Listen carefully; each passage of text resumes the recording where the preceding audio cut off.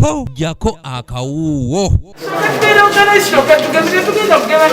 Mukaweefo w'okulwanyisa ekirwadde ki COVID-19 division y'e Nakawa okuyita mu kitongole ekiddukanya Kampala Kampala Capital City Authority etandikidde mu Gio okugema abantu ab'enjawulo ekirwadde kino era ng'olwaleero abantu abasobe mu 6 akayiso bakafunidde ku ssomero lya Bukoto Primary School. Mujje babageme tekalumamu wadde n'akamu ne foomu yange maze ogijjuza.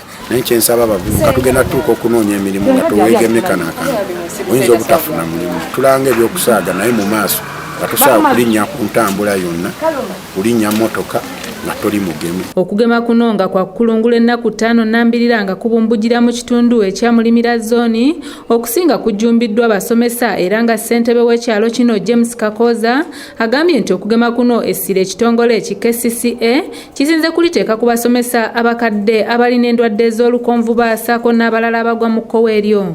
Batandikidde naddala mu basomesa sokusooka buweereddwa abasomesa okugema buweereddwa abantu abakulu abava mu myaka 5 n'okudda waggulu buweereddwa abo abalina endwadde ez'olukonvuba nga pressure abalina HIV abalina endwadde nga sukaali abaweereddwa mu kisawo kusooka.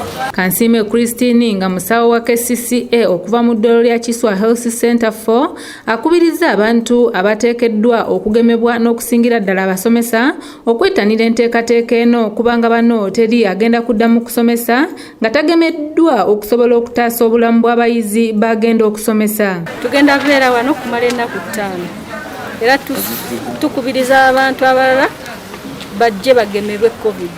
Naddala abasomesa n'abo priority groups ng'abalina emyaka 8 n'abasomesa tubawadde priority kubanga twagala abaana badde mu masomero soon. Kansiima agamba nti mu nnaku 5 ze bagenda okumala nga baddukanya kaweefube ono buli lunaku abantu abasoba mu 6 be bagenda okubeera nga bagemebwa era ng'eddagala lyonna erigenda okubakolako weeriri. Leero tutagetinza abantu nga 205 twakagemako nga 5 so bwe bunaawera ssaawa 10 nsuubirawo tujja kuba tubamaliriza lwakuba abantu tobalaba bajja naye tanaku eriwewezanga 10 already.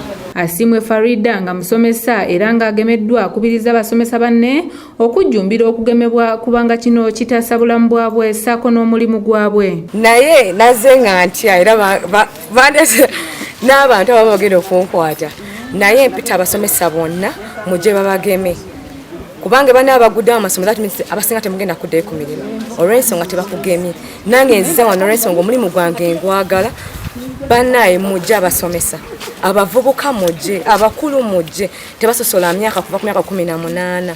Abantu ab'enjawulo basiimye ekitongole KCCA olw'okufaayo ku bulamu bwabwe kubanga bangi babadde bawulira buwulizi nti mu bitundu ebirala abantu bagenda mu maaso n'okugemebwa era nga abavubuka basabiddwa okwettanira enteekateeka eno nti kubanga gye bujja byandibafuukira ebizibu nga tebagemeddwa. Abavubuka tubitya nnyo bino ebyokwekereza tubadde tutya nnyo okujja okwekereza naye nga nze omukulembeze w'abavubuka sazeewo kansooka endage abavubuka ekyokukola bwe banandaba nga neekebeza bajja kujja because tubitya naye twakedde edda ssaawa eno ekiwadde obuzibu bazereeti twakedde essaawa eno ng'abavubuka.